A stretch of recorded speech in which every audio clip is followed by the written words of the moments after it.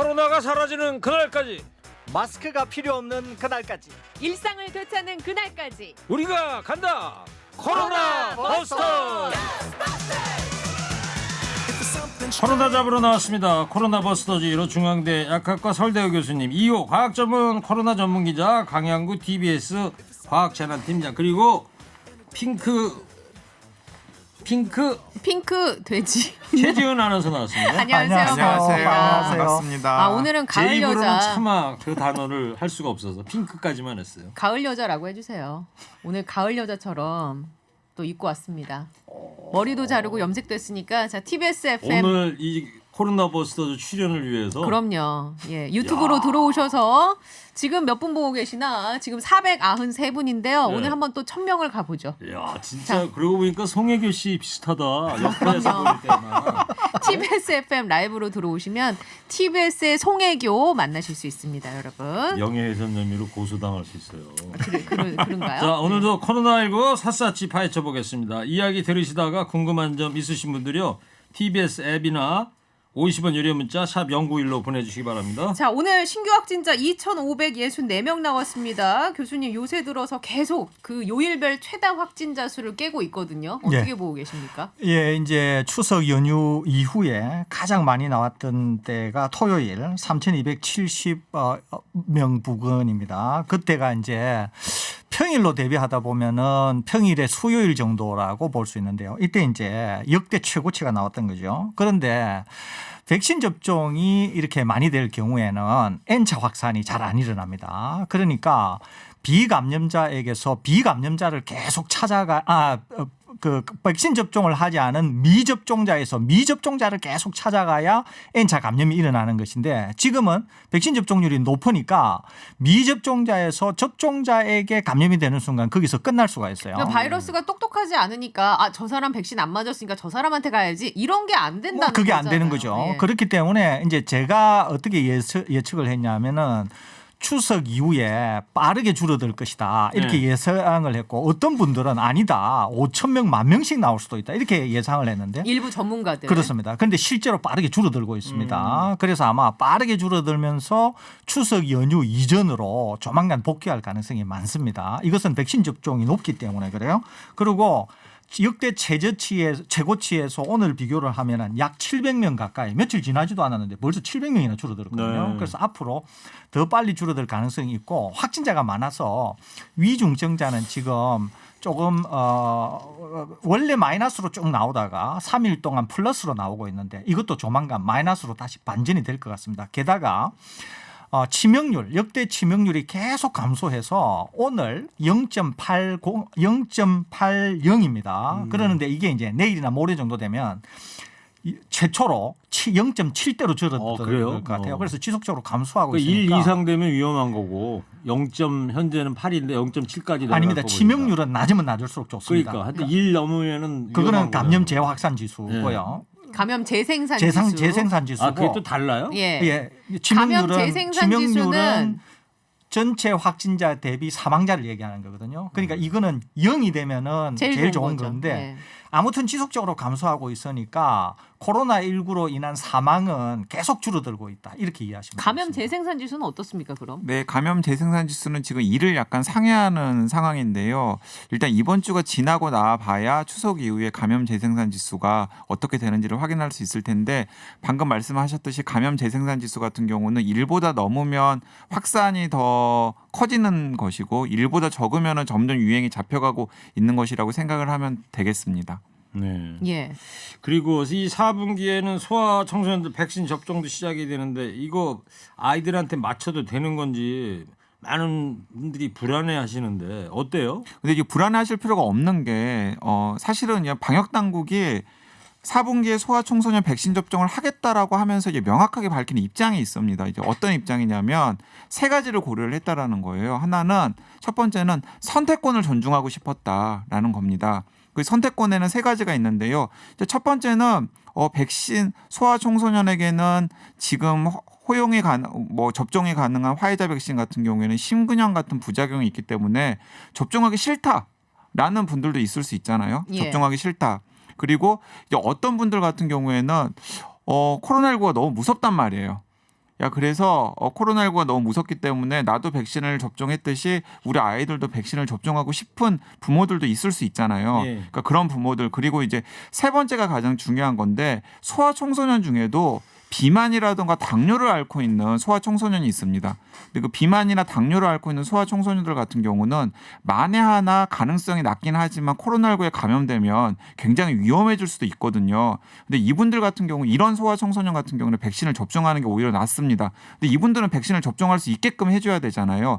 이런 여러 가지 선택지를 염두에 두고서 예. 소아청소년에게 그러니까 12세부터 17세까지 백신 접종을 하게끔은 했는데 강제적으로 유도하지는 않겠다. 그러니까 부모들이 판단을 해가지고 우리 아이가 뭐 예. 비만이라든가 당뇨 같은 게 있으면 가능하면 접종하는 게 좋고 근데 이제 백신에 대한 불안감이 훨씬 더 큰 분들은 뭐 지금의 유행 상황에서는 굳이 그 접종 안 시켜도 되고 그다음에 부모처럼 내가 맞은 것처럼 아이에도 맞히고 싶다라는 분들은 접종을 해라라고 아예 공식적으로 이야기를 했습니다. 우리나라는 방역 상황이 좋습니다. 그렇기 때문에 저는 우리나라인 경우에는 백신 접종을 일 연령대에 반대하고 있습니다. 그런데 이제 미국 같은 데는 방역 상황이 워낙 나쁘니까 거기는 백신 접종을 해야 할 동기가 있어요. 그리고 또 실제로 백신 접종도 많이 했습니다. 그런데 이제 미국에서 이 연령대 12, 17세에 백신 접종을 해두고 보니까 네. 심근염이나 부작용을 이제 토로하는 아이들이 너무 많은 거예요. 예. 우리나라도 대학생 정도 되는 아이들이 최근에 이제 화이자 백신 1차 백신을 접종한 경우가 꽤 있죠. 이제 2차는 곧 맞을 겁니다. 그러는데도 심근염으로 병원을 내원하는 애들이 꽤 많다는 거죠. 그러는데 이제 12, 17세 같은 경우에는 백신 접종을 우려하시는 분 또는 강 기자가 얘기하신 것처럼 기저질환이 있어서 맞아야 되는 아이들은 맞는 게 좋지만 그렇지 않고 건강한 아이들인 경우에는 백신 접종이 주는 이익이 그렇게 크지 않습니다. 이게 기본적으로. 왜냐하면 감염이 된다고 해도 우리나라 현재 사망자도 한 명 없고 중증자도 거의 없다. 이렇게 이 보시면 연령대에 되거든요. 이 해당하는. 연령대만. 예. 그렇기 때문에 저는 개인적으로는 우리나라에서는 반대를 하는데 그럼에도 불구하고 부모님들이 뭐 아이의 어떤 정서적인 안정이라든지 또는 기저질환이라든지 이런 것 때문에 백신 접종을 하시겠다. 그러면 하시면 됩니다. 근데 이제 설 교수님이 반대하는 이유는 화이자를 맞았을 때 그 젊은 연령층에 나타날 수 있는 심근염 때문에 그런 거잖아요. 그렇습니다. 근데 만약에 이 약의 종류가 바뀌어서 뭐 노바백스가 승인이 난다든지 하면 입장을 바꾸시는 겁니까? 그렇습니다. 저는 완전히 제가 이제 방송에서 여러 번 말씀드린 것처럼 노바백스는 워낙 안전하고 또 매우 잘 알려져 있는 전통적인 백신에 가깝기 때문에 차라리 노바백스를 이 아이들에게 접종하면 좋겠다고 계속 강 기자님하고 주장하는 사람 중에 하나거든요. 그렇기 때문에 노바백스라고 하면은 우리 학부모님들이 전혀 걱정하실 필요가 없으니까 알겠습니다. 그때는 접종하시는 게 좋겠다. 자, 이런 여기까지 생각입니다. 말씀 두 분 네. 말씀 들었고 지금부터 청취자분들 질문에 좀 답 좀 해주세요. 7541번님이 강양구 기자에게 꼭 물어보겠습니다. 라면서 코로나19 항체 치료제가 3상을 지나 식약처 허가를 받았다는데 왜 상용화가 안 되고 있는 건가요? 상용화가 되어 있죠. 상용화가 되어 있습니다. 아마도 국내 기업 C사가 만든 항체 치료제를 이제 말씀하시는 것 같아요. 그런데 그 항체 치료제는 글로벌 3상 임상 시험에서 어느 정도 효과가 있다라는 게 확인이 되었고요.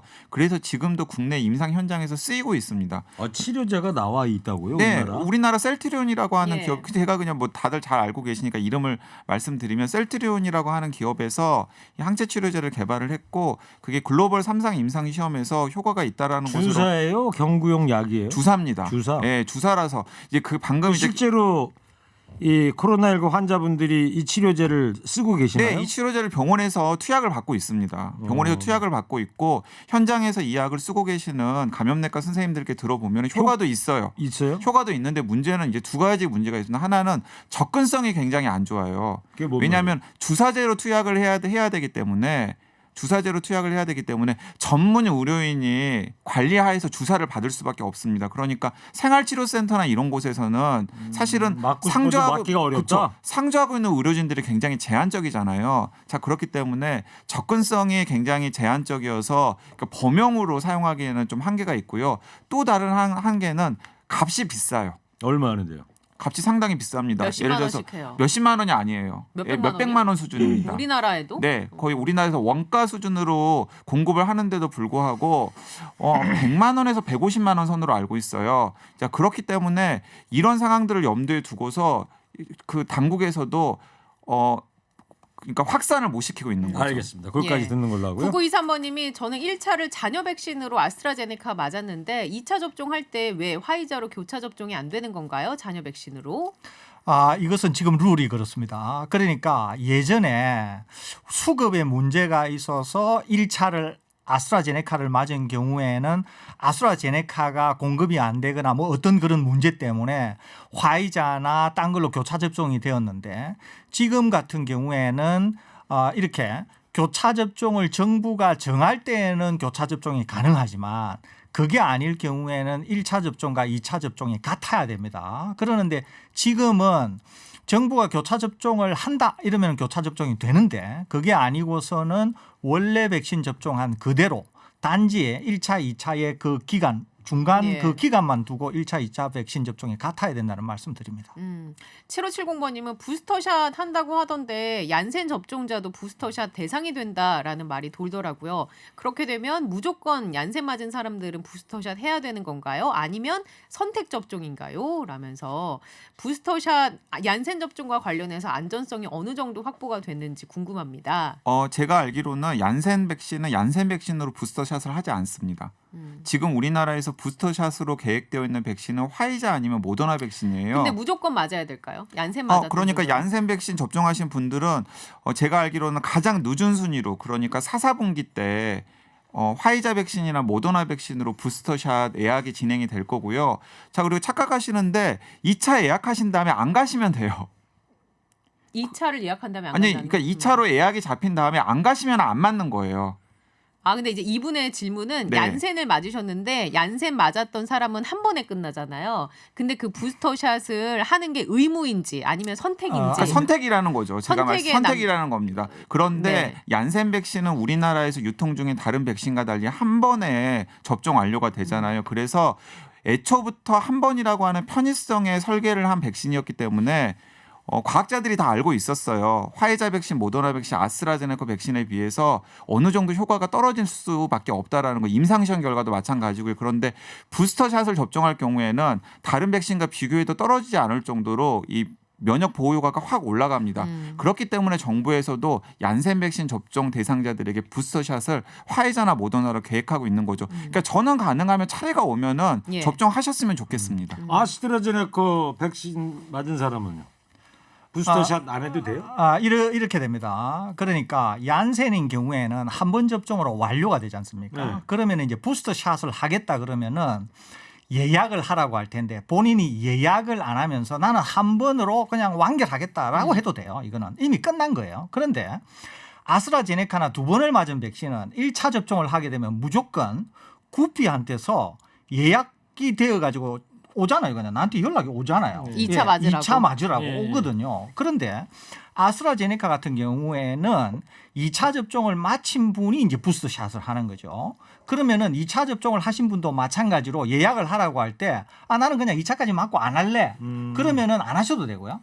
나는 하고 싶어. 그러면은 이제 신청을 하면 됩니다. 신청을 하실 때 아스트라제네카로 부스터샷이 되기보다는 이때도 아마 화이자나 모더나로 될 가능성이 많습니다. 근데 지금 네. 부스터샷이 65세 이상 그쵸. 네, 맞아요. 인구한테 해당되는 네, 거죠. 네. 기저질 환자라든지. 여기까지 얘기하고요. 또 예. 2687번님이 9월 10 금요일 오전에 화이자 1차를 맞았습니다. 오늘 일주일 정도 앞당겨진 10월 15일에 2차 백신 예약이 변경돼서 받았습니다. 그 맞으라고. 혹시 더 당겨진 10월 8일에 자녀 백신 떴을 때 이거 맞아도 되는 됩니다. 겁니까? 화이자 백신은 3주 최소 3주가 지나면 2차 백신을 접종할 수 있거든요. 네. 그러니까 제가 날짜를 얼른 계산해 보니까 28일이 지난 시점이잖아요. 자녀 백신 화이자가 뜨면은 바로 예약하셔가지고 접종하시면 되고요. 그러면 2차 예약을 없어집니다. 야, 더하기 빼기가 금세 되는구나. 네. 0681번님, 저는 미국에서 1차, 2차 백신 다 맞고 왔는데 한국에서 이게 인정이 안 되나요? 질병청에서 모른다고 얘기하네요. 그게 인정이 안 됩니다. 이거 이제 설 교수님이 사례 측근 사례가 네. 있으시잖아요. 이거 인정이 실제로는 되는데요. 뭐가 안 되느냐 하면 QR 코드나 이렇게 넣는 것만 안 되지. 인증서 발급이 안 되는 건가요? 인증서 발급이 안 되지 인정은 됩니다. 무슨 말씀이냐면 이거예요. 이제 미국의 대사관을 통해서 백신 접종 한글로 해서 들어오면은 자가격리 면제 조치가 되거든요. 그러는데 자가격리 면제 조치를 받을 수가 있습니다. 다만 미국에서 접종 한글로 자가격리 면제 조치나 이런 서류나 그 이외의 모든 행정 조치는 다 되는데 서류 처리만 안 되는 거예요. 한국에서 접종이 안 됐기 때문에. 그러니까 그것만 다소 불편하지. 그 이외에는 백신 접종 한 것으로 다 취급이 되니까. 그러면은 앞으로 백신 패스가 나왔을 때 외국에서 이렇게 맞고 오신 분들은 그 백신 패스 혜택을 볼 수 있는 이제 거예요. 여기서 예. 이제 예. 이게 지금 논란거리입니다. 왜냐하면은 지금 설대우 교수님 사모님 같은 경우 최근 미국 다녀오셨거든요. 그런데 이게 한국 국적을 가지신 분들과 한국 국적이 아니신 분들이 또 달라요. 아, 그래요? 한국 국적이 아니신 분들이나 외국에서 필요한 서류를 못 가지고 오신 분들은 핸드폰이나 이런 데 증명이 돼 있다고 있어도 우리나라에서 인정을 못 받고 있어요, 지금. 그래서 그것 때문에 원성이 지금 대단합니다. 예. 그래서 방역 당국에서 굉장히 지금 여러 가지를 검토하고 있는데 왜 이걸 못 하고 있냐면은 위조나 변조의 가능성으로 악용될 가능성이 있는데 그걸 지금 관리하고 컨트롤할 수 있는 방법을 아직 뾰족한 수를 아직 방역 당국이 못 찾은 것 같아요. 근데 지금 어떻게든지 간에 외국에서 1, 2차를 맞고 온 한국 국적을 가지고 계신 분들이나 혹은 외국인들이 들어왔을 때 가능하면 불편이 없도록 하는 방법을 지금 찾고 있는 것으로 알고 있습니다. 고심 중이다. 네. 예. 알겠어요. 여기까지 하겠습니다. 자, 잠시 후에 힐링 콘서트 시작하겠습니다. 지금 시각 3시 25분입니다.